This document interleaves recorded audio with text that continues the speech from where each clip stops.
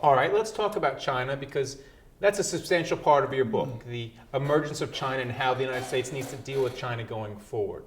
Now, are they a rival? Are they a partner? Because it's, to a certain extent, it's a zero-sum game. They're taking a lot of the jobs that we're losing. How would you deal with them? Well, I think they're both a rival and a partner. And, we ought to be able to hold two contradictory ideas in our mind at the same time, as Scott Fitzgerald said. And if I look at China, the thing that worries me is that, we're kind of old think. We tend to view the world in terms too much in military contests. They view the world in economic contests. They look at the 21st century and they believe, as the ancient Chinese kingdoms did, that the way you dominate the world is through the economy. I mean, people would come and pay tribute to the emperors, and the people who came would get rich, but the Chinese would get richer, right?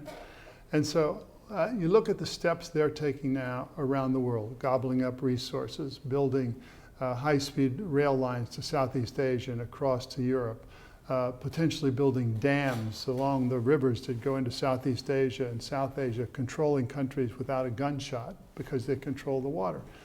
And you look at what we're doing, we're fighting two wars in a distant place for reasons that are not clear. I mean, you can fight terrorism, but you didn't need these two wars.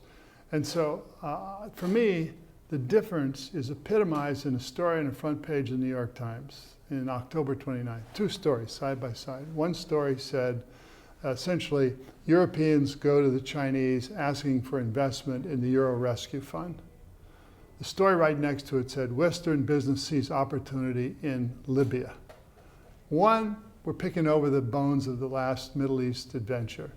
And second, the Chinese are exercising their power globally. We have to wake up to the fundamental challenge, and that means taking care of our own people, getting our own economy in order, and reaching out to the world by the power of our example, and attracting people of talent from all over the world to come to this country to take us to the next wave of economic growth. Now, the way you describe it, and describe it in the book, is that China is moving towards a more capitalist system. Meanwhile, a lot of people think that here in America, we're kind of following more of a European model. We're moving more towards that with all our government and industry partnerships. Yeah. Are you afraid when you see what's happening in Europe now that could happen to the United States? Well, I think that it's a cautionary tale about debt unaddressed. Yeah, I mean, the United States was founded largely because we were able to address our debt problem. And that was because you had compromise, but through what was considered two irreconcilable points of view. You had Washington was president, Hamilton was the Treasury Secretary, Jefferson was the Secretary of State.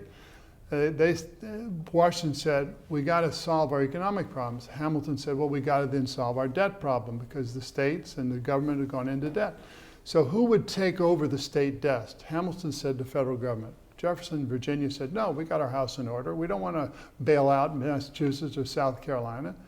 And then Hamilton found the magic combination. He said to Jefferson, look, what if we move the capital from New York to the banks of the Potomac? Could you get the Virginia delegation in to support the federal assumption of state debts?